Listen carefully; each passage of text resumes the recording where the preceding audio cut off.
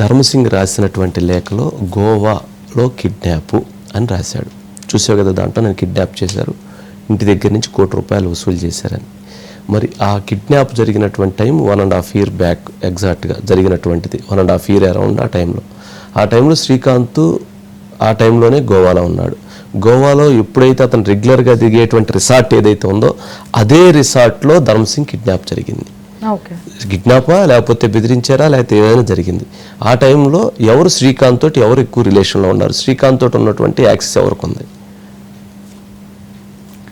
శ్రీకాంత్తో నాకు బ్రేక్ అయిపోయిన తర్వాత అతను చాలా మందితో ఫ్రెండ్షిప్ చేశారు, చాలా మందితో ఆయన ఫ్రెండ్స్ అంటే మీరు తెలుసుకోండి. ఇప్పుడు ఒక మనిషి గురించి నేను విడిపోయిన తర్వాత అతని గురించి నేను తలుచుకోవడానికి ఐఎమ్ నాట్ రెడీ. సో మీరు తెలుసుకుంటే మీకు తెలిసిద్ది. ఎందుకంటే మీరు మీడియా అన్నప్పుడు ఇప్పుడు కాల్ లిస్టులు చూసినా మీకు అర్థమైపోతుంది. 1.5 year అంటే ఎప్పుడైతే అతను వెళ్ళాడో 1 year 1.5 year ఈ టైం పీరియడ్ లో ఇప్పుడు లాస్ట్ అంటే 6 months ఈ గవర్నమెంట్ రాకముందు అంటే అరౌండ్ ఈ గవర్నమెంట్ రాకముందు ఉన్నటువంటి రిలేషన్స్ ఆ టైంలో ఎన్ని జరిగినాయి అనేది నెట్వర్క్ చెప్తుంది. అంటే ఆ టైంలో ఎవరు ఎక్కువగా ఫ్రెండ్షిప్లో ఉండేవాళ్ళు, శ్రీకాంత్ తోటి ఎవరెవరు ఫ్రెండ్షిప్ ఉండేది ఎక్కువగా? మీకు తెలిసి శ్రీకాంత్ తోటి ఇంకెవరెవరు వెళ్ళేవారు గోవాకి? అది ఇన్ డీటెయిల్ మీరు తెలుసుకోండి. ఎందుకంటే ఆ మనిషి గురించి నేను మాట్లాడడానికి ఐఎమ్ నాట్ రెడీ. నేనైతే వెళ్ళలేదు. మీరు క్లియర్ గా ఫ్లైట్ టికెట్స్ తెప్పించుకున్నా నేను ఉండను, కాల్ రికార్డింగ్ తెప్పించుకున్నా నేను ఉండను. కరెక్టే రీతు, నీకు తెలిసినటువంటి సమాచారం ప్రభుత్వానికి ప్రజలకి చెప్పడంలో తప్పేం లేదు కదా. అదే నాకు ఇప్పుడు ఒక మనిషితో బ్రేక్ అయిపోయిన తర్వాత అతను ఎవరితో వెళ్తున్నాడు ఏంటి అనేది. అతను కత్తి తీసుకొని ఒక వ్యక్తిని చంపేశాడు. ఆ చంపేట సమయంలో అతను నిన్ను పట్టుకోమన్నాడు, నువ్వు పట్టుకున్నావు. నేను పట్టుకోలేదు. నువ్వు పట్టుకోకపోతే నీ పేరు మీద ఎందుకు వచ్చింది రిజిస్ట్రేషన్స్? నీ పేరు మీద ₹4 కోట్ల ప్రాపర్టీ ప్రజల సొమ్ము ఎందుకు వచ్చింది మీ మీద? అవును, నేను రిలేషన్ లో ఉన్నప్పుడు తెలవదు. నువ్వు పోయి సంతకం పెట్టమన్నా పెట్టావు, అతను నమ్మి నువ్వు పెట్టావు. ఇప్పుడు నువ్వు ఇరుక్కున్నావు, అతను ఇరుక్కున్నాడు. అతను ఇరుక్కుంటూ నిన్ను తీసుకొచ్చాడు, నిన్ను దాంట్లో పెట్టాడు క్రైమ్ లో. నీ పేరు మీద ఎందుకు ఉంది 4 కోట్లు? చెప్పు. నా పేరు మీద లేదే.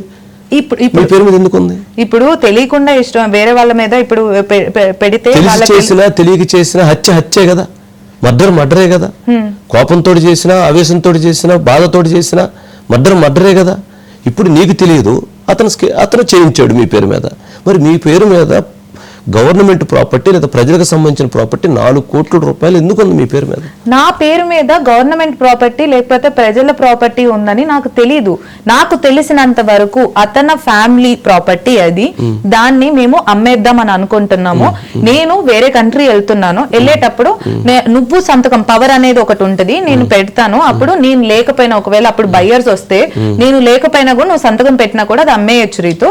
సో అందుకే రాస్తున్నాను, నువ్వు జస్ట్ తంబివ్వు అని అంటే ఇచ్చాను. దాంట్లో అంత ఇంత ఒక 2 years తర్వాత ఇది పెద్ద స్కామ్ అవుతుంది, దాంట్లో నేను అవుతాను. ఇప్పుడు నువ్వు ఇరుక్కున్నావని నీకు అర్థమవుతుంది అసలు ఈ కేసులో? అవునన్నా కాదన్నా నీ పేరు వచ్చిందని నీకు అర్థమవుతుంది. ఎందుకు వచ్చింది నీ పేరు ఇదంతా ఎపిసోడ్ లో? నీకు అసలు నీ పేరు ఎందుకు వచ్చింది? ఎందుకు మీడియా నిన్ను ఫోకస్ చేస్తుంది? నీ పేరు మీద ప్రాపర్టీ ఉంది. అది అతను ఏమన్నా చెప్పు, నువ్వు బంగారం తీసుకొచ్చి ఇచ్చాడు, అది దొంగ బంగారం ఒరిజినల్ బంగారం అనేది అతనికి ఒరిజినల్ బంగారం అని చెప్పాడు. అది దొంగ బంగారం అని నీకు ఇప్పుడు అర్థమై ఉండొచ్చు. నాకు అసలు ఏ ప్రాపర్టీలు వద్దు, నన్ను వదిలేండి, నన్ను ఇరికించకండి, నన్ను సావగొట్టకండి అనేది మై ఫీలింగ్. ఎందుకంటే నాకు ఏమైనా సంబంధం అదేమన్నా నేను కష్టపడి సంపాదించుకుందానంటే అరే నా ప్రాపర్టీ పోతుందని నేను ఫీల్ అవ్వాలి. సంతకం పెట్టమన్నాడు, పెట్టాను. నాకు 700 కోట్లు 800 కోట్లు అంటే నాకు అసలు సంబంధం లేదు. అన్ని కోట్లు ఉంటే ఇక్కడ ఇలా కూర్చొని ఉండను. 4 కోట్లు ఉన్నాయి. 4 కోట్లు నావి కావు అని అంటున్నాను కదా. నావైతే నేను ఓకే నావే అని చెప్పగలను. నాకు అసలు సంబంధం లేదు, సంతకం పెట్టమన్నాను, పెట్టాను.